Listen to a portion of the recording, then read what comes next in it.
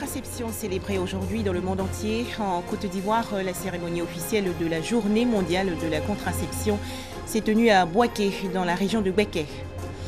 Toujours en Côte d'Ivoire, Grand Laou, dans la région sud du pays. Il faut sauver Ponzo, le dernier survivant de l'île aux chimpanzés. Enfin, 26 septembre 2012, le Soudan et son voisin, le Soudan du Sud, surmontent leurs différends et parviennent à un accord partiel. Alors, que prévoit ce traité? Des précisions en fin de journal. Bienvenue, bonsoir à tous. C'est aujourd'hui la journée mondiale de la contraception. Cet événement a pour but essentiel la réduction du nombre de grossesses non désirées dans le monde. En Côte d'Ivoire, les femmes et jeunes filles sont invitées à s'approprier les méthodes de contraception. Sensibilisation menée par l'agence ivoirienne de marketing social à Bouaké, dans la région de Béké. Les précisions de Kader Sogodogo de RTI Bouaké. La contraception se définit comme l'ensemble des méthodes visant à éviter de façon réversible et temporaire la fécondation.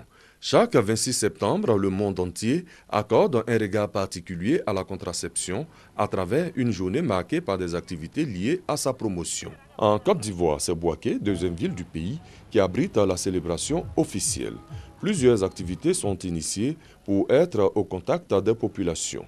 Le Programme national de la santé de la mère et de l'enfant, à travers l'agence ivoirienne de marketing social AIMAS, a retenu 2 sites, le centre de santé du quartier Dar es Salaam et le marché de Koko, pour des sensibilisations, des consultations et des distributions gratuites de contraceptifs. L'AIMAS a été invité par le gouvernement ivoirien à travers le Programme national de la santé de la mère et de l'enfant à l'effet de pouvoir réaliser des activités de mobilisation communautaire afin de réaliser la promotion de la planification familiale.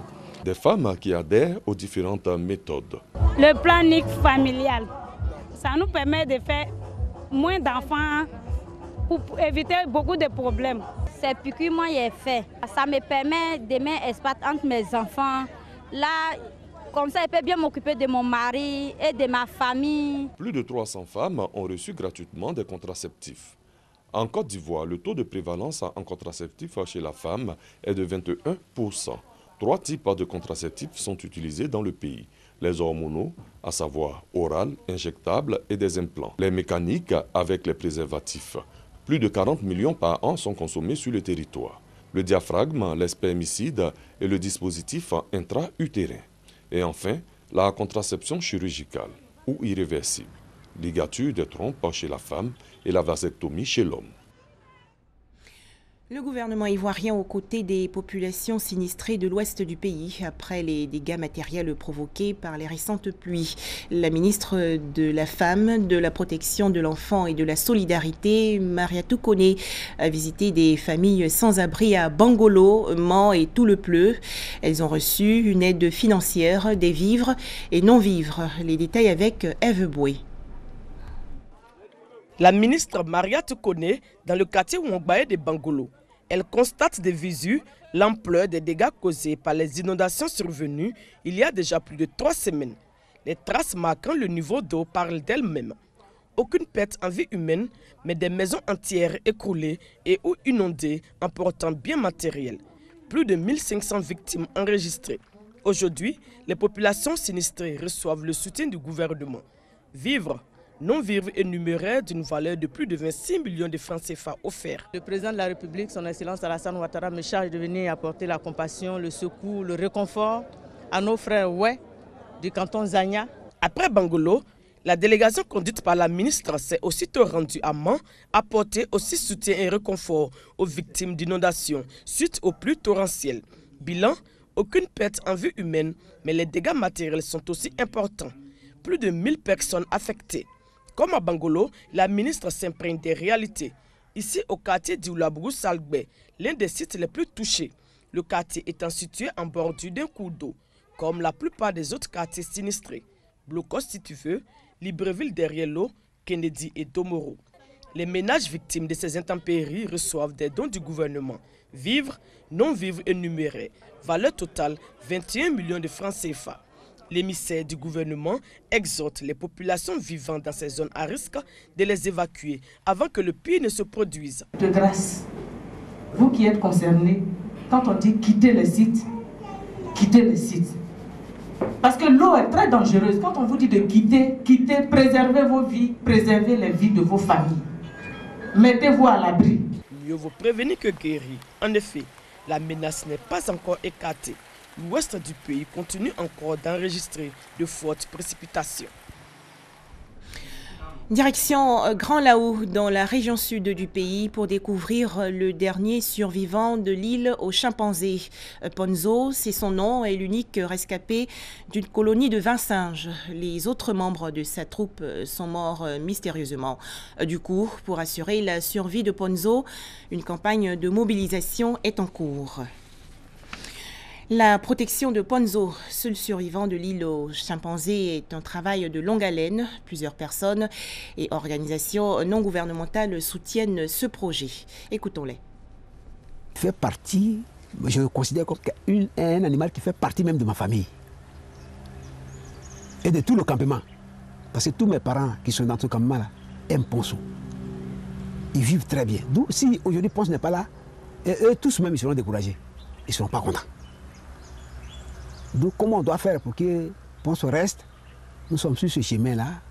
On prie Dieu pour que vraiment Ponzo ne quitte pas ici. Parce que si ça quitte mal, ça va faire mal aux parents. En donnant un côté matériel, ce n'est pas suffisant. Je pense qu'il faut influencer les personnes qui sont au ministère, par exemple, de lui trouver un habitat qui soit plus en rapport avec ses besoins. Parce que là, vraiment, il est seul, il est...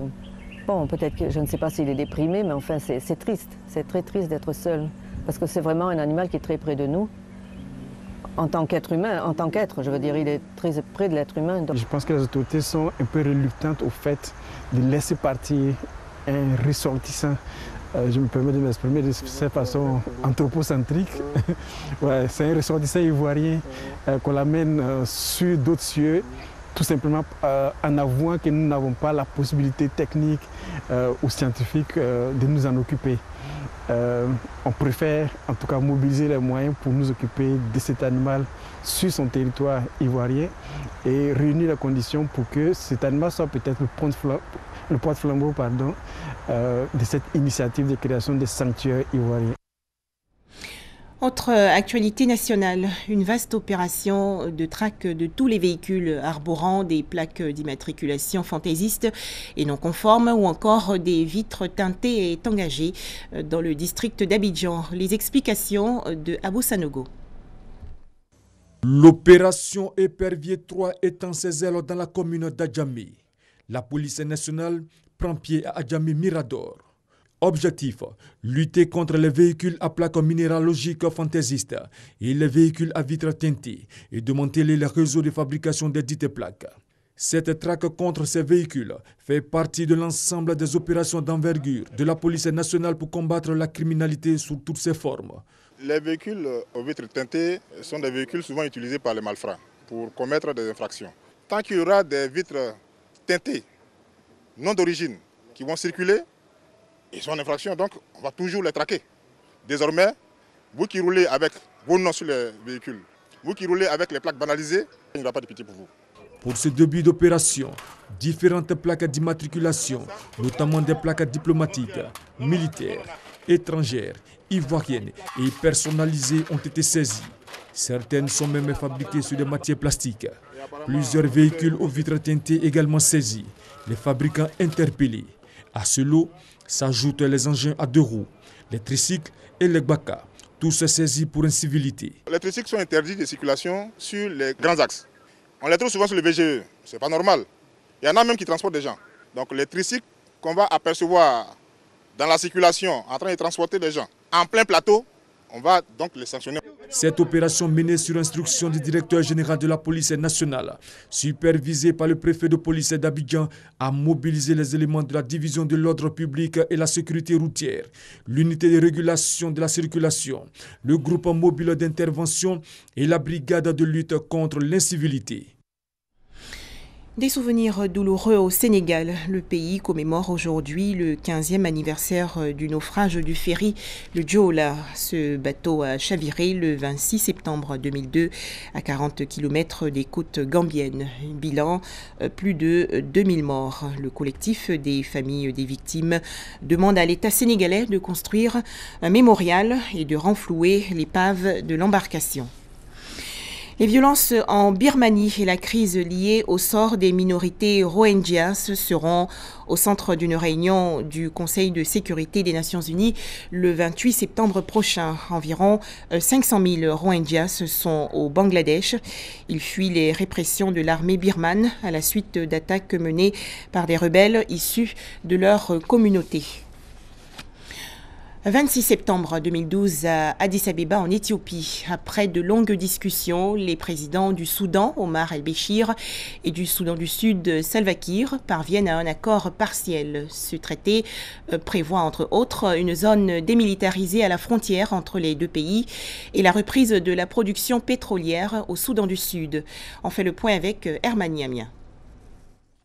Après 4 jours de discussions marathon à Addis Abeba, les présidents du Soudan, Omar el-Béchir, et du Soudan du Sud, Salva Kiir, sont parvenus mercredi à un accord partiel prévoyant notamment une zone démilitarisée à la frontière entre les deux pays qui ont failli entrer en guerre au printemps dernier. Les détails de l'accord n'ont pas été révélés, mais les deux porte-paroles ont indiqué que celui-ci prévoit une zone tampon d'où les militaires des deux parties devront se retirer à 10 km de part et d'autre de la frontière de fait, celle-ci n'ayant pas été tracée formellement. Sur le plan économique, les deux parties sont également convenues de permettre la reprise de la production pétrolière au Soudan du Sud. En revanche, il n'a pas été possible de parvenir à un accord concernant la région disputée d'Abyei ou sur des zones frontalières revendiquées par les deux pays. La date d'un éventuel prochain cycle de négociations n'a pas été précisée. Son homologue Abdullah s'est montré optimiste à propos des questions qui devraient être réglées plus tard. Les présidents el-Béchir et Salva Kiir s'étaient retrouvés dimanche à Addis Abeba, siège de l'Union africaine, pour ce qui devrait être une seule journée de discussion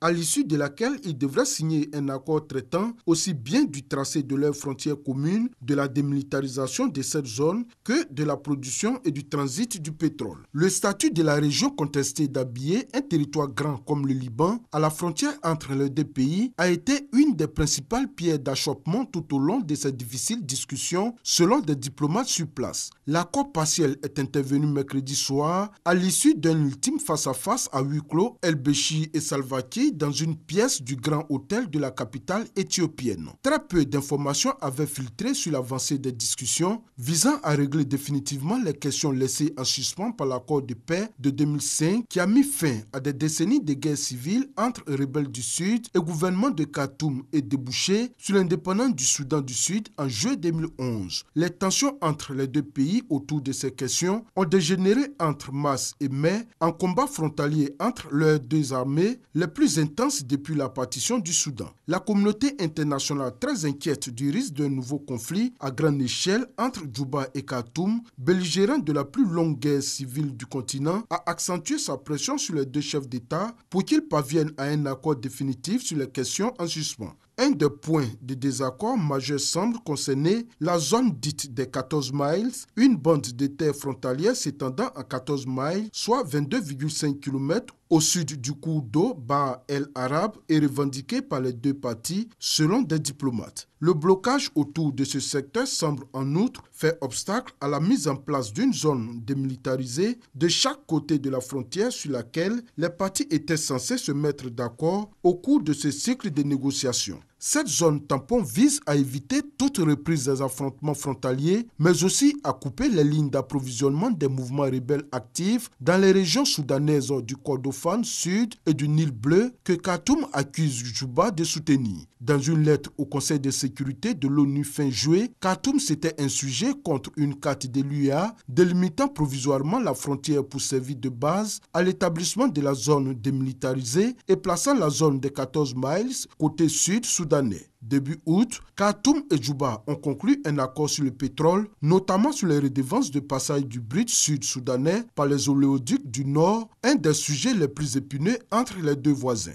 Le Soudan du Sud a hérité de 75% des réserves de brut du Soudan d'avant la sécession, mais dépend pour l'exporter des infrastructures du Nord. Des détails de cet accord pétrolier restent néanmoins à finaliser. Merci de toujours suivre RTI2. À demain, 19h.